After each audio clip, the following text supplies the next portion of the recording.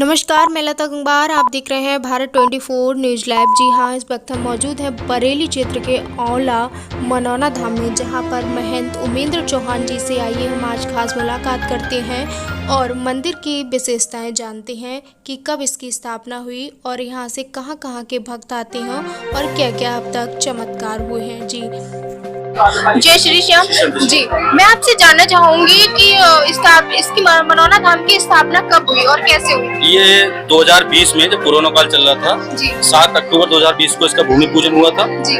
और तभी से लेके यहाँ पर पूजा पाठ शुरू हो गई है। जी। बाबा की जन्मस्थली यही है, सदियों पुरानी। सबको पता है इतिहास के बारे में, भीम का गदा रामनगर में रखा हुआ है, लीलौर की झील वगैरह। तो यहाँ का इतिहास ये है कि पूरा यहाँ पांडवों ने अज्ञातवास काटा था।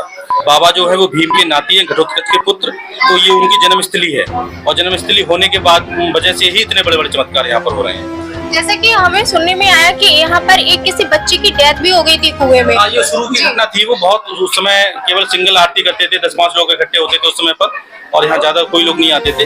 उस समय एक बच्ची थी, वो लोग गांधीनगर से आए थे, दिल्ली से रहने वाले, पैतृक मनौना की रहने वाली थी फैमिली वो, लेकिन वो इस समय गांधीनगर दिल्ली में रहती है। तो बच्ची एक टैंक में गिर गई थी और उसकी डेथ हो गई थी। सारे लोगों ने उसे चेक कर लिया था। जब सारे लोगों ने चेक कर लिया, उसे सोच लिया कि बिल्कुल डेथ हो गई इसकी। उसके बाद वो उसकी माँ बच्ची को हमारे पास लेके आई और हमने आरती करने के बाद में जल के छींटे मारे बस उसमें प्राण आ गए। वो यहाँ का पहला चमत्कार था धाम का। जैसे कि मतलब यहाँ पे 13 सीढ़ियाँ है, 13 सीढ़ियों का क्या रहा? 13 सीढ़ी, खाटू में भी 13 सीढ़ी हैं और 13 के अंक को लोग अशुभ मानते हैं, लेकिन तीन के अंक को भी अशुभ मानते हैं। यहाँ हम उन्हीं अंकों के लिए शुभ मानते हैं, इसीलिए हमने यहाँ भी 13 सीढ़ी बनवाई है हमने। जैसे कि यहाँ पर कैंसर से ज्यादा पीड़ित, मतलब बहुत ही बीमार लोग भी ऐसे, कई ऐसे चमत्कार भी हुए हैं जो डॉक्टरों ने मना कर दिया, लेकिन यहाँ आने के बावजूद भी लोग ठीक होके गए हैं। देखो, यहाँ कई ऐसी बीमारियां जो मैंने कभी नहीं सुनी जीवन में, स्वयं भी मैंने कभी नहीं सुनी, वो भी यहाँ ठीक हुई हैं। तो ये बाबा का चमत्कार है, बाबा ठीक कर रहे हैं, बाबा ही चमत्कार कर रहे हैं, मुझे केवल माध्यम बनाया है।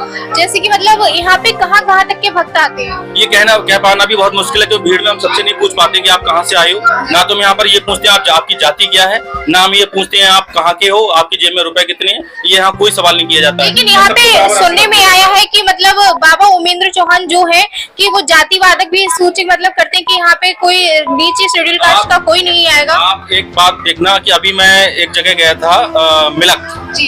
तो मिलक गया था, जहाँ हमारा भोजन था, उनकी जाति पूछ लेना, क्योंकि हम मैक पे नहीं बताएंगे आपको जाति उनकी क्या थी। और सबसे मेन चीज है, आप दरबार में भी जाओ और सबसे जाति पूछना, भैया आपकी क्या जाति है, आपकी क्या जाति। जो सेवादार लगे हुए हैं तो आपको पता चल जाएगा कि जाति नाम का तो शब्द ही नहीं है। और जातिवाद हम नहीं, हमारे बाबा परदादा भी नहीं मानते थे। अगर गांव में भी आप जाओगे, गांव में पता करोगे जाके, तो लोग यही बताएंगे इनका परिवार एक ऐसा परिवार था कि जाति नाम का कोई मतलब इनका अर्थ ही नहीं था इनके परिवार में, दादा परदादा के समय के। तो जाति तो होती नहीं है। आप गंगा में स्नान कर रहे हो, बराबर में कौन नहा रहा है आपके, आप बता दो। बस में बैठे हो, आप सफर कर रहे हो, बराबर में कौन बैठा है आपके। ट्रेन में बैठे हो, आपके लिए प्लेट लेके आ रहा है कोई, होटल पे कौन जाति का आ रहा है। तो जाति ने ही सनातन धर्म को कमजोर किया है। जाति नहीं होनी चाहिए, साफ सफाई होनी चाहिए, साफ सफाई में कोई बुराई नहीं है। अगर कोई, जैसे मेरी जाति क्षत्रिय है, अगर कोई बहुत गंदा अगर घर में अगर रह रहा है तो मैं क्षत्रिय घर का भी पानी नहीं पीऊंगा। और जहाँ मैं दावत खाने जाता हूँ या जहाँ मुझे बुलाया जाता है, उनकी जाति आप पूछो जाके एक बार कि वो किस जाति के लोग हैं। जो यहाँ पर पानी को लेकर चर्चा है उस पर आप?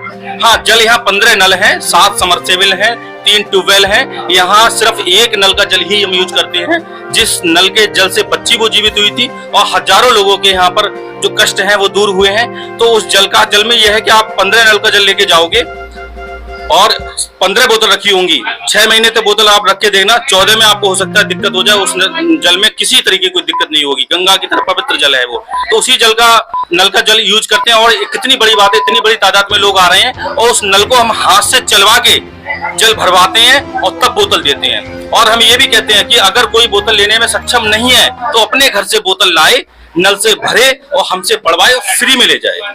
ये भी हम बार बार कहते हैं। जैसा कि यहाँ पे जो दुकानें लगी हुई हैं, क्या उनका कोई किराया जाता है और पार्किंग का भी कोई किराया जाता है या फिर निःशुल्क है? पार्किंग यहाँ पर 50 बीघा पार्किंग निःशुल्क है और दुकानों का जो भी है वो मंदिर निर्माण के लिए वो लोग दान देते हैं। वैसे यहाँ किसी तरीके का कोई ऐसा नहीं है कि पार्किंग से कोई आपको, आप अपनी भी गाड़ी खड़ी करके देखना, आपसे भी कोई कभी पैसा नहीं मांगेगा। मैं हो सकता है झूठ बोल दूं, लेकिन आप अपनी गाड़ी खड़ी करके देखना और कभी भी आना, आपसे 1 रुपया भी नहीं मांगा जाएगा। हमारे चैनल के माध्यम से आप दर्शकों से क्या कहना चाहेंगे? हम ये कहना चाहते हैं कि मनौना धाम के बारे में कोई कितना भी कुछ भी बोले, आपको सिर्फ इतना करना है कि आप एक बार धाम पर आओ। और यहाँ की बारीकी से सब चीजें देखो, फिर आपको ऐसा लगेगा दुनिया में कोई ऐसा धाम भी है जो सबसे अलग है। जो अभी कुछ दिन पहले एक वीडियो वायरल हुई थी उसको लेके हाँ, वीडियो को लेके आप शायद हमारी वीडियो बना चुके हो, दोबारा अगर आप पूछना चाह रहे हो तो उसमें सिर्फ इतना ही था कि अतिक्रमण का था। अब सोचो इतनी बड़ी, अभी आप आए हो यहाँ पर, कितनी बड़ी भीड़ है यहाँ पर, भीड़ है। अगर दुकानदार तख्त आगे डाल देंगे तो भीड़ कहाँ खड़ी होगी, वो पब्लिक कहाँ खड़ी होगी? उसी में से लोगों को निकलना है। गर्भवती महिला एक गिर गई थी, मुझे गुस्सा आ गया था, मैंने तख्त अंदर कर दिए थे सबके। अब वो गुस्से में किए थे तो गुस्सा स्वाभाविक है, एक तख्त मेरे हाथ से पलट भी गया था। जो है हकीकत वही बता रहा हूँ, ये नहीं कि हकीकत छुपा रहा हूँ। अगर वो गर्भवती महिला नहीं करती शायद मुझे गुस्सा नहीं आता, और तख्त वो आज भी पड़े रहते। अब आप आए होगे तो रोड थोड़ा खाली नजर आया होगा आपको, और प्यार से कोई मानता नहीं है। थोड़ा हमारी फैमिली है ये, जैसे दुकानदार हो गए, 150 सेवादार हैं और 250-300 दुकानदार हैं, तो एक फैमिली है। फैमिली में हम गुस्सा भी करेंगे, सब कुछ करेंगे, लड़ाई करेंगे, झगड़ा करेंगे, प्यार भी तो हम ही करेंगे। उनको रोजी रोटी और तो यहाँ से मिल रही है, धाम से मिल रही है, तो अगर हम गुस्सा करें तो उसके लिए आप लोग मतलब एक तरीका से जिन्होंने वीडियो बनाई उन्होंने उल्टे अच्छा उन्होंने क्या क्लिपिंग बार बार करके वो रिपीट दिखाई आपने।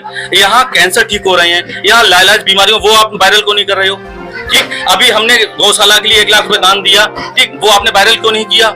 यहाँ हजारों लोग पैदल चल के जाते हैं, वो आप वायरल क्यों नहीं करते हो? तो वायरल आप अच्छी चीज नहीं करोगे, गलत चीज करो। और जिसने वायरल करा उसके भी मैं बताऊं, वो अपने घर वालों को 10 बार हमसे जल पड़वा के ले जा चुका है। जिसने वायरल करा वो सुनील वर्मा नाम है जिसका, पत्रकार का, उसको 10 बार अपनी माँ को, अपनी बहन को, सबको हमसे जल पड़वा के ले जा चुका है। उसका हमने सम्मान करा है और हमेशा उसे वीआईपी दर्शन करवाए यहाँ से हमने, पत्रकार होने के नाते। वो वायरल कर रहा है, बताओ। तो हमारे वायरल कर क्या कर लिया?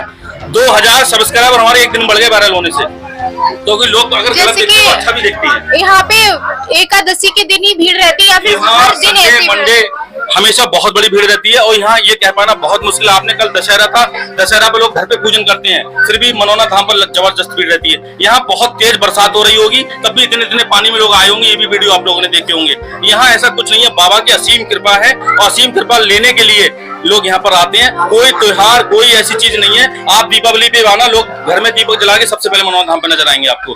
तो यहाँ ये कह पाना बहुत है कि एक दिन पे भीड़ आती है, हर समय भीड़ रहती है यहाँ पर।